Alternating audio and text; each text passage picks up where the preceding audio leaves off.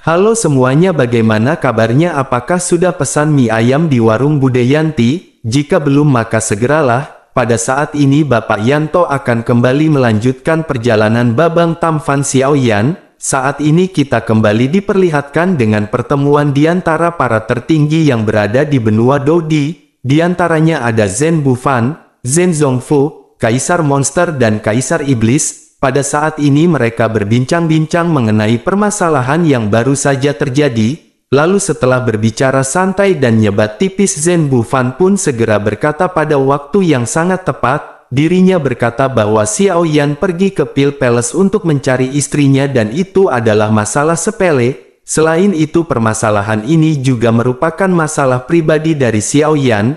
Tetapi tidak ada yang menyangka bahwa hal itu benar-benar akan terjadi. Pada saat ini Zhen Bufan tanpa basa-basi segera mengutarakan niatnya di dalam permasalahan ini. Zhen Bufan menyadari bahwa pada saat ini mereka harus menyingkirkan Pil Palace. Dengan begitu maka mereka akan bisa merevitalisasi benua Dodi di bidang peralkemisan. Setelah menghancurkan Pil Palace maka mereka akan bisa membentuk suatu wadah yang akan memberikan keuntungan kepada mereka semua. Pada saat ini mereka akan menggunakan Xiaoyan sebagai ujung tombak untuk berhadapan dengan Pil Palace. Tentu saja di dalam pertempuran ini mereka harus menyumbangkan semua kekuatan mereka untuk Xiaoyan. Sehingga dengan begitu Zhen Bufan yakin bahwa mereka akan bisa menghancurkan Pil Palace. Sehingga semua ini dapat dikatakan sebagai simbiosis mutualisme.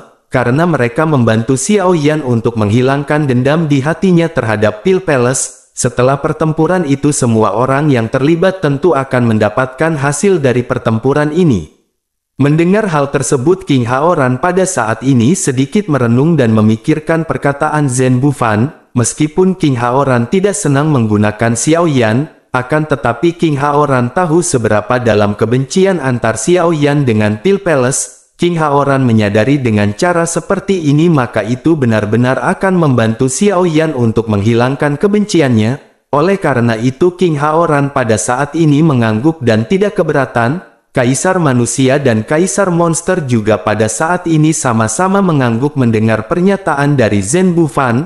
Melihat semua orang yang setuju, Zhen Bufan pada saat ini segera mulai berbicara. Dirinya berkata bahwa setelah Pil Palace dihancurkan maka dirinya memiliki saran untuk membentuk serikat alkemis untuk menggantikan Pil Palace. Namun meskipun begitu penjualan dari pil tetap harus ditangani oleh aliansi bisnis. Mendengar hal ini semua orang pun mengangguk setuju dengan apa yang disarankan oleh Zhen Bufan. Tetapi mereka segera menyadari jika memang itu telah terbentuk, maka siapakah yang akan memimpinnya? Zhen Bufan kembali tersenyum dan berkata bahwa dirinya akan menyarankan agar serikat alkemis ini dipimpin oleh Yao Aotian. Tentu saja semua orang seketika saling memandang dan menyadari bahwa itu adalah ide yang sangat bagus, karena selain dari Yao Aotian memiliki prestise di dunia alkemis yang baik di masa lalu, bahkan dirinya juga pada saat ini benar-benar seorang alkemis tingkat 7. Dirinya juga memiliki kesombongan dan dirinya benar-benar akan bisa menekan orang di bawah yang akan berbuat curang. Setelah itu mereka lanjut membahas perencanaan dan persentase keuntungan yang akan didapatkan. Selain itu mereka juga pada saat ini merumuskan bagaimana cara menyelamatkan Xiaoyan dari tekanan diam-diam Pil Palace. Semua kaisar yang hadir di sini mengetahui bahwa Pil Palace tentu akan mengirimkan seorang Dodi bintang 8 untuk menghabisi Xiaoyan. Pada saat ini selain dari mereka harus melindungi keselamatan Xiaoyan, maka mereka juga sekaligus mencari alasan untuk menghancurkan Pil Palace. Dan jika ternyata terbukti Pil Palace menyerang Xiaoyan maka itu adalah waktu yang tepat untuk menghancurkan Pil Palace. Karena Pil Palace menyerang Xiaoyan terlebih dahulu maka tidak ada alasan bagi kelompok Xiaoyan untuk tidak menyerang Pil Palace. Setelah cukup lama berbincang-bincang membahas permasalahan yang penting ini, akhirnya mereka pun telah sampai di sebuah keputusan dan mereka pada saat ini memutuskan untuk kembali. Sementara itu di sisi lain pada saat ini di Xiao Mansion tepatnya di kamar Xiaoyan, saat ini terlihat Sun Er masih tertidur nyenyak di samping Xiaoyan. Kemudian terlihat sesuatu yang menonjol yang sangat lembut yang pada saat ini terungkap. Lalu telapak tangan Xiaoyan pada saat ini segera menarik selimut untuk menutupi pemandangan ini. Xiao Yan tidak berani menggosoknya karena takut membangunkan mimpi indah Sun Er. Meskipun begitu Xiao Yan hanya mengelusnya dan tanpa sadar merasa api jahatnya pada saat ini telah bangkit. Tetapi Xiao Yan menekan hal ini dan segera mengenakan pakaiannya sebelum akhirnya berjalan keluar. Singkat cerita, di aula Xiao Mansion semua anggota inti dari Xiao Mansion pada saat ini sedang berkumpul. Mereka pun berbincang-bincang santai di tengah kenyamanan Xiao Mansion. Setelah itu Xiao Yan pada saat ini segera bertanya, bagaimana situasi di Xiao Mansion akhir-akhir ini? Le Shaolong segera menjawab sambil tersenyum agar Tuan Muda jangan khawatir karena semuanya masih berjalan seperti biasa. Xiao Yan pun mengangguk sebelum akhirnya bertanya bagaimana kabar di luaran. Mendengar hal tersebut Le Shaolong pada saat ini tidak bisa menunda informasi. Zenni juga pada saat ini menganggukkan kepalanya kepada Le Shaolong dan berniat untuk menjelaskan situasi ini kepada Xiao Yan. Pada akhirnya Zenni segera berkata bahwa banyak pasukan telah mengunjungi Xiao Mansion akhir-akhir ini. Pasukan ini terdiri dari pasukan besar maupun kecil dan mereka semua menyatakan keinginan mereka untuk berteman dengan Xiao Mansion. Selain itu tidak ada pergerakan dari Pil Palace tetapi hampir di sekitar Xiao Mansion terlihat banyak wajah baru. Xiao Yan sedikit mengerutkan keningnya dan bertanya, apakah Pil Palace pada saat ini mengawasi mereka? Zenni pun menganggukkan kepalanya dan lanjut menjelaskan. Zenni berkata bahwa Kaisar Iblis pada saat ini telah mengirim pesan bahwa Pil Palace mungkin tidak akan membiarkan mereka pergi, oleh karena itu mereka harus berhati-hati dan Xiao Yan tidak boleh memiliki sesuatu yang mendesak untuk meninggalkan kota Juxi. Mendengar hal itu alis Xiao Yan menjadi semakin mengencang dan hati Xiao Yan pada saat ini benar-benar terasa berantakan. Xiao Yan pada saat ini menyadari dengan kekuatan dari Pil Palace, maka mereka benar-benar tidak akan melepaskan Xiao Yan. Mereka tentu saja memiliki niat untuk membunuh Xiao Yan dan Xiao Yan berpikir apakah dirinya akan terjebak di kota Juxi selamanya. Xiao Yan pun menggelengkan kepalanya tetapi Xiao Yan berpikir bahwa kekuatannya pada saat ini benar-benar telah terungkap. Oleh karena itu Pil Palace akan mengirimkan Doudi Bintang 8 kali ini untuk membunuh Xiao Yan. Seorang Doudi Bintang 8 bukanlah sesuatu yang dapat ditangani oleh tim mereka. Xiao Yan berpikir apa yang harus dirinya lakukan pada saat ini. Apakah Xiao Yan benar-benar perlu menembus Bintang 8 Doudi dengan melahap dan menyerap inti sihir? Tetapi Xiao Yan khawatir jika Xiao Yan melakukan ini itu maka kekuatannya tidak akan berkembang. Suasana di aula pada saat ini benar-benar sangat menyedihkan dan begitu sunyi. Di tengah-tengah keheningan ini tiba-tiba terdengar suara petir yang bergemuruh di langit. Xiao Yan mengangkat matanya dan melihat keluar aula melalui celah di kaca jendela. Xiao Yan melihat langit yang sebelumnya cerah benar-benar tertutupi oleh awan gelap. Angin kencang pada saat ini mengamuk dan badai hujan lebat segera datang. Sementara itu Le Shaolong yang telah lama terdiam pada saat ini segera membuka mulutnya untuk berbicara. Le Shaolong berkata bahwa mereka tidak boleh terjebak di kota Juxi selamanya dan itu akan berakibat fatal bagi pertumbuhan Tuan Muda dan semua orang. Setelah itu Le Shaolong menatap ke arah Xiao Yan dan tersenyum tidak berdaya. Le Shaolong segera berkata bahwa dirinya menyarankan memang lebih baik tidak meninggalkan kota Juxi terlebih dahulu. Mereka harus menunggu sebentar dan melihat apakah Jin Wu Chen dapat menguraikan gambar dari Liontin Giok tersebut. Mendengar hal itu mata Xiao Yan pun berbinar sebelum akhirnya Xiao Yan teringat sesuatu. Xiao Yan telah mempercayakan Jin Wu Chen untuk menguraikan Liontin yang sebelumnya mereka temukan. Jika kedua gambar yang tidak lengkap dan giok misterius itu dapat berhasil diuraikan, maka mungkin itu akan menjadi dua reruntuhan kuno dengan ruangnya sendiri. Sehingga dengan begitu maka mereka akan memiliki kesempatan untuk berlatih di luar tanpa harus pergi. Lalu Xiao Yan menekan kegembiraan di hatinya dan dengan cepat segera mengeluarkan komunikator. Xiao Yan bergumam bahwa dirinya akan menghubungi Jin Wu Chen dan bertanya bagaimana prosesnya. Namun tidak lama setelah itu sebuah pemberitahuan segera datang dari luar pintu. Seorang penjaga segera berkata bahwa tetua keempat dari ras monster pada saat ini ingin menemui Xiao Yan. Tentu saja Xiao Yan pun mengerutkan keningnya dan bertanya-tanya, apakah tujuan dari ketua keempat ras monster datang ke sini? Xiao Yan dalam kebingungan segera memerintahkan penjaga untuk membiarkannya masuk. Pada akhirnya setelah beberapa saat tertua keempat dari ras monster pada saat ini segera memasuki aula, Xiao Yan dan yang lainnya pada saat ini sudah berdiri untuk menyambut mereka. Setelah saling menyapa, tetua keempat dari ras monster segera menyerahkan sepucuk surat kepada Xiao Yan. Lalu Xiao Yan pun segera membuka surat itu dan itu adalah tulisan tangan dari King Lin sendiri. Xiao Yan merasa sedikit gugup mengapa King Lin menuliskan surat ini. Akhirnya Xiao Yan pun segera membacanya dengan cemas dan mata Xiao Yan seketika terbelalak tidak percaya. Xiao Yan kembali membaca surat ini yang bertuliskan bahwa leluhur dari ras monster ingin bertemu dengan Xiao Yan. Lalu Xiao Yan pada akhirnya segera bertanya apakah tetua keempat tahu apa yang diinginkan oleh leluhur ras monster. Menanggapi hal tersebut, tetua keempat segera berkata bahwa dirinya benar-benar tidak tahu dan tertua Xiao Yan pasti akan tahu setelah dirinya pergi. Xiao Yan pun mengangguk dan sebuah pemikiran muncul di benaknya dan Xiao Yan segera lanjut bertanya. Xiao Yan bertanya, bukankah seharusnya kediaman leluhur sari ras monster berada di kota Juxi? Mendengar hal tersebut, tetua keempat pada saat ini tertegun. Leluhur dari ras monster tidak pernah tinggal di kota Juxi, tetapi mengapa Xiao Yan mengajukan pertanyaan seperti itu? Namun meski dirinya tidak mengerti apa maksud pertanyaan dari Xiao Yan, lalu tertua keempat pada saat ini masih mengangguk. Di sisi lain Xiao Yan segera berkata bahwa baru-baru ini ada banyak wajah aneh di sekitar Xiao Mansion miliknya. Ketua keempat ras monster pada saat ini segera mengerutkan kening dan bertanya apakah seseorang dari Pil Palace ingin menyakiti Xiao Yan. Xiao Yan pada saat ini mengangguk dan matanya selalu menatap tetua keempat dari ras monster. Ketua keempat dari ras monster pada saat ini segera berkata dengan ringan, sepertinya tetua klan Xiao benar-benar terlalu khawatir.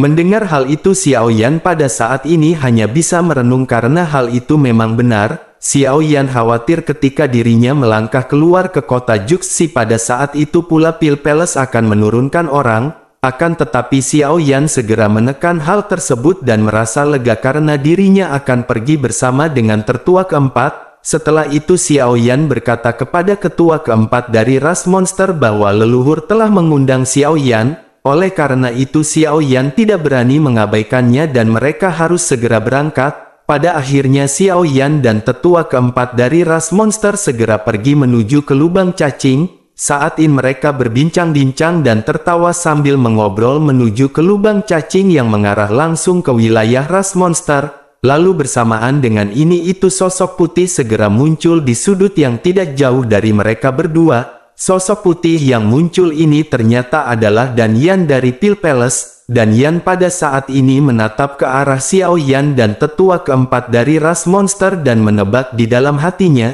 Dirinya bertanya-tanya di dalam hatinya, mengapa Xiao Yan pergi ke ras monster dengan tetua keempat? Mungkinkah Kaisar Monster pada saat ini mengundang Xiao Yan? Tetapi Dan Yan segera menyangkal tebakannya dan berkata bahwa itu tidak mungkin. Jika Kaisar Monster mengundang Xiao Yan, tentu saja dirinya hanya perlu mengirimkan surat. Setelah berpikir sampai sini ekspresi dari Dan Yan seketika membeku. Dirinya pun terkejut dan bergumam, mungkinkah leluhur dari ras monster yang mengundang Xiao Yan? Dirinya pun menganggukkan kepalanya dan lanjut bergumam, seharusnya memang seperti itu. Dan Yan pada saat ini akhirnya menenangkan emosi di dalam hatinya dan sudut mulutnya seketika meringkuk jadi senyuman dingin. Dan Yan tidak percaya bahwa Xiao Yan akan tinggal lama di ras monster dan dirinya akan menunggu ketika Xiao Yan kembali. Akhirnya sosok Dan Yan pada saat ini segera memutuskan untuk pergi.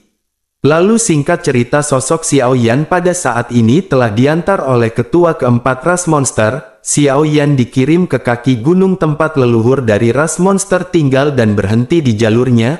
Lalu ketua keempat pun menangkupkan tangannya sebagai tanda perpisahan dan memerintahkan untuk mengikuti jalur ini dan dirinya pun segera pergi. Xiao Yan pada saat ini melihat sekeliling di mana hutan di sini benar-benar terlihat sangat indah. Xiao Yan pun terus mengikuti jalur utama ini dan menatap ke sekeliling. Tidak lama setelah itu di dalam kabut Xiao Yan melihat seorang wanita cantik berdiri tidak jauh dari sana. Dirinya mengenakan gaun hijau yang berkibar tertiup angin dan fitur wajah, mulut dan hidungnya semuanya benar-benar terlihat glamor. Xiao Yan pun bertanya-tanya di dalam hatinya, apakah ini leluhur dari ras monster? Tetapi jika memang begitu, mengapa dirinya masih begitu muda? Mungkinkah ini adalah efek dari pil peremajaan yang pernah Xiao Yan berikan kepada leluhur ras monster? Sementara itu di sisi lain melihat Xiao Yan leluhur dari ras monster pada saat ini menunjukkan senyum tipis di wajahnya.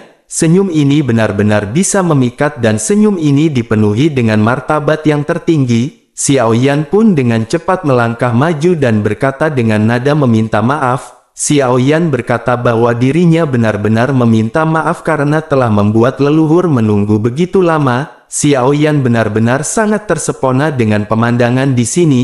Mendengar hal itu leluhur dari ras monster pada saat ini hanya tersenyum. Di sisi lain Xiao Yan pada saat ini segera menangkupkan tangannya dan kembali mengucapkan terima kasih. Xiao Yan berkata bahwa dirinya merasa sangat senang atas uluran tangan dari leluhur terakhir kali. Tetapi Xiao Yan pada saat ini benar-benar belum memiliki sesuatu untuk membalas kebaikan leluhur. Tetapi jika leluhur membutuhkan bantuan Xiao Yan silahkan tanya dan Xiao Yan akan berusaha semaksimal mungkin. Kilatan cahaya segera melintas di mata leluhur ras monster dan leluhur ras monster seketika tersenyum dan mengangguk.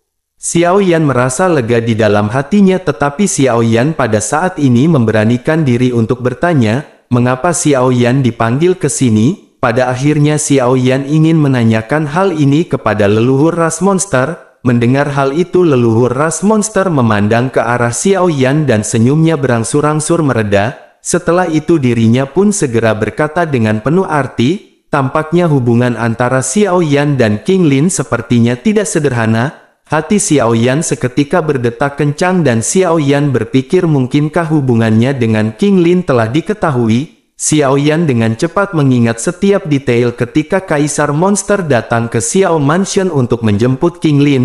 Xiao Yan merasa tidak meninggalkan kekurangan dari drama yang sebelumnya mereka tampilkan. Mungkinkah leluhur dari ras monster pada saat ini sedang menguji kemampuannya? Bersamaan dengan Xiao Yan yang berpikir, tiba-tiba dirinya mendengar suara dari leluhur ras monster pada saat ini kembali membuka mulutnya. Leluhur ras monster segera berkata bahwa King Lin telah memberitahunya. Hati Xiao Yan seketika terkejut dan seluruh tubuhnya pada saat ini benar-benar membeku. Xiao Yan segera mengungkapkan kekhawatirannya tentang King Lin dan bertanya, bagaimana kabar King Lin pada saat ini? Mendengar pertanyaan tersebut leluhur dari ras monster juga tidak berbicara dan hanya menatap Xiao Yan dengan tenang. Melihat Xiao Yan yang panik untuk waktu yang singkat dan kemudian matanya menjadi tidak kenal takut, leluhur ras monster pada saat ini sangat lega dan tidak bisa menahan senyum puas. Namun tawa dari leluhur ras monster ini membuat Xiao Yan sedikit bingung. Xiao Yan menyadari bukankah orang suci dari ras monster ini tidak boleh menikah? King Lin dan Xiao Yan telah saling oprek dan merusak keperawanan orang suci. Tetapi mengapa leluhur dari ras monster pada saat ini masih bisa tertawa? Sementara itu di sisi lain leluhur ras monster pada saat ini segera menekan tawanya dan mulai berbicara kembali kepada Xiao Yan. Dirinya berkata agar Xiao Yan jangan khawatir karena King Lin baik-baik saja. Pada saat ini King Lin masih seorang gadis suci dari ras monster yang dikagumi oleh semua orang. Melihat Xiao Yan menghela nafas, leluhur dari ras monster pada saat ini lanjut menjelaskan. Dirinya berkata bahwa dirinya tahu Xiao Yan pasti sangat bingung dan ingin tahu mengapa leluhur tidak menghukumnya. Melihat sudut mulut Xiao Yan yang berkedut, dirinya mengetahui bahwa Xiao Yan benar-benar sangat ingin mengetahui hal ini. Pada akhirnya leluhur dari ras monster segera bertanya, apakah Xiao Yan masih ingat apa yang dirinya katakan pada saat mereka berada di Pil Palace? Mendengar hal itu hati Xiao Yan seketika terangkat dan bertanya, apakah semua ini mengenai pembicaraan yang dilontarkan oleh leluhur? Apakah ini mengenai leluhur yang mengatakan bahwa mereka memiliki hubungan dengan Xiao Yan? Mendengar perkataan Xiao Yan ini leluhur dari ras monster pun segera menganggukkan kepalanya dan berkata bahwa itu memang benar. dilihat dari ekspresi Xiao Yan sepertinya Xiao Yan mengetahui sesuatu yang samar-samar, oleh karena itu leluhur ras monster tidak meminta pertanggungjawaban dari Xiao Yan atas kejahatan menodai kesucian dari orang suci ras monster. Pada saat ini Xiao Yan segera menyadari bahwa semua bantuan dari leluhur ras monster dan dirinya yang sekarang melepaskan Xiao Yan, sepertinya semua itu karena rahasia yang berada di tubuh Xiao Yan. Tetapi Xiao Yan pada saat ini benar-benar tidak tahu dan ingin tahu mengenai rahasia ini. Dengan sedikit memohon di matanya, Xiao Yan lanjut bertanya kepada leluhur ras monster. Xiao Yan berkata bahwa beberapa pengalamannya membuat Xiao Yan samar-samar bisa menebak sesuatu, tetapi Xiao Yan masih belum jelas dengan sesuatu yang disebut asal Xiao Yan. Jadi bisakah pada saat ini leluhur memberitahu Xiao Yan tentang hal ini? Mendengar hal itu leluhur dari ras monster menggelengkan kepalanya dan dirinya segera menunjuk ke arah langit dengan jari rampingnya. Dirinya segera berkata, bukankah rahasia seharusnya tidak dibocorkan? Oleh karena itu ini bukanlah terserah Xiao Yan untuk mengetahui rahasia tersebut sekarang atau tidak. Terlebih lagi mengetahui terlalu banyak hal mungkin bukan hal yang baik untuk Xiao Yan. Mendengar hal tersebut Xiao Yan merasa sedikit frustasi, tetapi Xiao Yan menyadari apa yang dikatakan oleh leluhur ras monster ini memang benar. Xiao Yan pun menekan hal ini di hatinya sebelum akhirnya Xiao Yan segera mengalihkan topik pembicaraannya ke arah lain. Xiao Yan pun menghela nafas dan berkata, karena leluhur pada saat ini tidak menyalahkan Xiao Yan dengan King Lin, maka dapatkah hubungan antara Xiao Yan dan King Lin pada saat ini dipublikasikan? Mendengar pertanyaan Xiao Yan ini leluhur dari ras monster masih menggelengkan kepalanya. Xiao Yan pun mengerutkan keningnya dengan cemas dan bertanya mengapa. Menanggapi hal tersebut leluhur ras monster pada saat ini memberi Xiao Yan senyum lega. Dirinya segera bertanya kepada Xiao Yan apakah Xiao Yan pernah mendengar ada pernikahan di antara orang suci ras monster. Jika Xiao Yan ingin melanggar aturan ini maka Xiao Yan sepertinya akan mati muda. Oleh karena itu Xiao Yan harus membuktikan kepada seluruh ras monster bahwa Xiao Yan memang memenuhi syarat untuk menikah dengan orang suci. Sehingga dengan begitu maka orang-orang dari ras monster tidak akan bisa mengatakan apa-apa.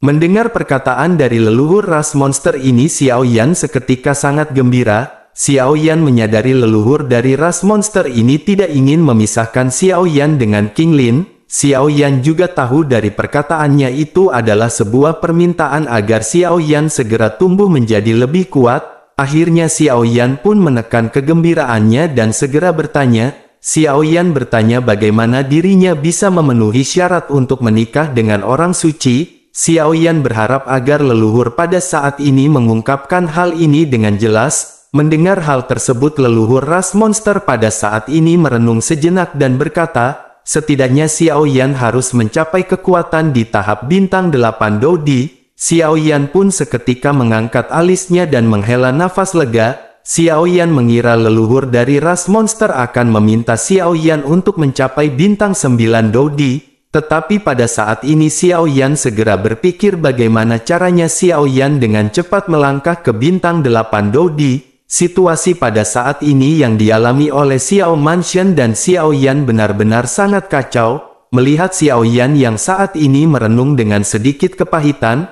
leluhur dari ras monster segera berbicara dengan sedih. Dirinya segera bertanya, apakah menaikkan kekuatan hingga ke bintang 8 Dodi membuatnya takut? Apakah Xiao Yan pada saat ini benar-benar tidak memiliki ambisi? Dengan keunikan Xiao Yan benar-benar sangat mudah untuk menembus ke tahap bintang 8 Dodi. Dirinya pada saat ini tidak akan meminta Xiao Yan untuk menembus bintang 9 Dodi yang sangat sulit untuk ditembus setelah bencana kuno. Mendengar hal ini Xiao Yan tiba-tiba teringat apa yang dikatakan oleh Feng Lingzi di reruntuhan kuno. Setelah bencana kuno sangat sulit untuk menembus bintang 9 Dodi, lalu rasa ingin tahu segera muncul di benak Xiao Yan dan Xiao Yan pada saat ini segera lanjut mulai bertanya. Xiao Yan bertanya mengapa begitu sulit untuk menembus bintang 9 Dodi setelah bencana kuno. Menanggapi hal tersebut leluhur ras monster pun memalingkan wajahnya dan perlahan mulai menjelaskan alasannya kepada Xiao Yan.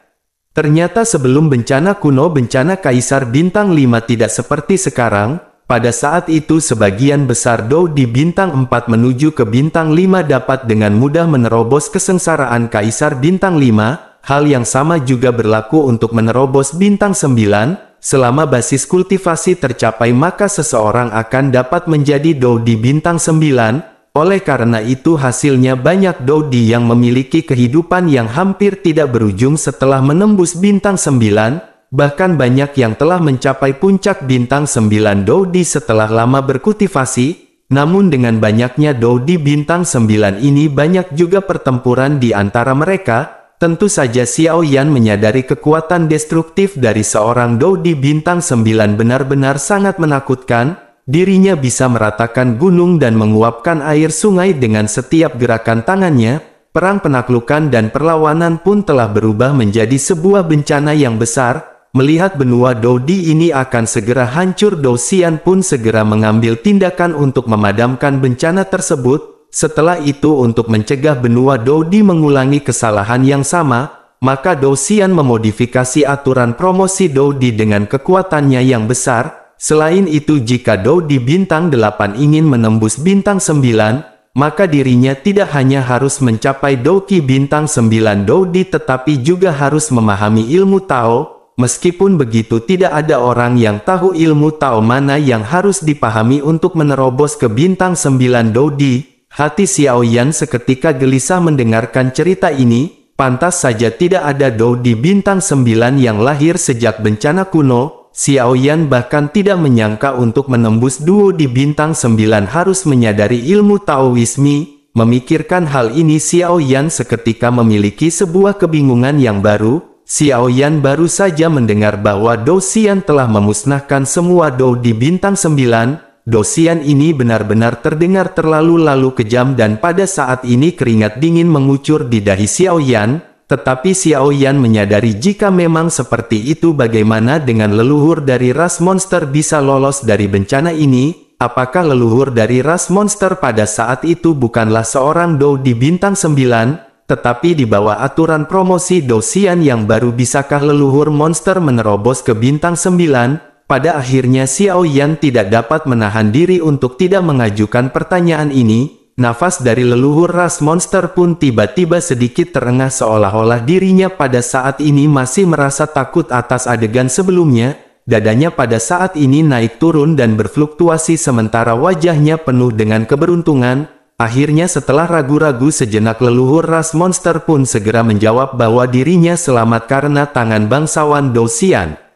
Mendengar hal itu keraguan sekali lagi muncul di mata Xiao Yan, karena jika memang begitu permasalahannya tetapi kenapa hanya leluhur dari ras monster? Melihat Xiao Yan yang merenung pada saat ini leluhur ras monster tentu saja menyadari apa yang dipikirkan oleh Xiao Yan. Pada akhirnya dirinya segera berkata bahwa dirinya bukan satu-satunya bintang 9 Dou di. Baik ras iblis maupun ras manusia pada saat ini juga memiliki masing-masing satu orang Dou di bintang 9. Mendengar perkataan tersebut Xiao Yan pada saat ini benar-benar sangat tercengang. Xiao Yan tidak menyangka bahwa pada saat ini baik ras manusia maupun ras iblis masing-masing memiliki satu orang Dou di bintang 9. Xiao Yan pada akhirnya berpikir bahwa Dou Xian ini menyisakan 3 orang untuk mewakili dari ras masing-masing.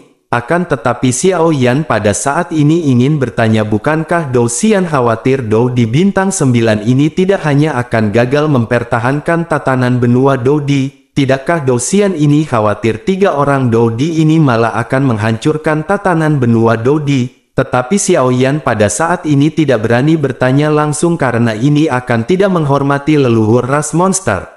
Melihat Xiao Yan pada saat ini berpikir leluhur ras monster pun seketika tersenyum, dirinya lanjut berkata bahwa dirinya tahu apa yang ingin Xiao Yan katakan, bagaimana mungkin Dou Xian tidak memikirkan masalah yang akan dipikirkan oleh orang lain. Oleh karena itu Dou Xian secara khusus menetapkan hukum untuk seorang Dou di bintang 9. Jika hukum ini dilanggar maka itu akan benar-benar menjadi sebuah bencana. Pada saat ini Dou di bintang 9 manapun tidak diizinkan untuk menyerang Dou di bintang 9 lainnya.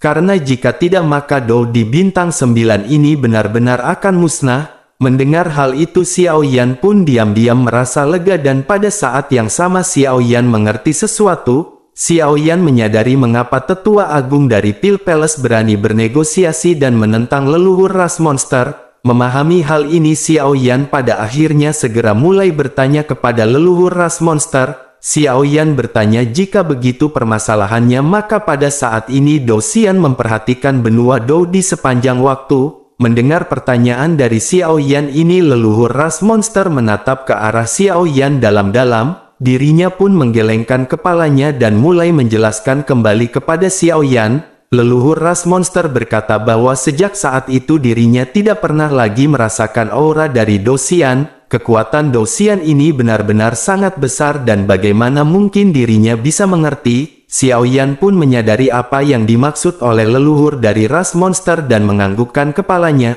Pada akhirnya setelah itu mereka berdua berbincang-bincang santai sebelum akhirnya Xiao Yan memutuskan untuk kembali ke Xiao Mansion karena sudah ada Bude Yanti yang menunggunya di sana untuk minta jatah bulanan.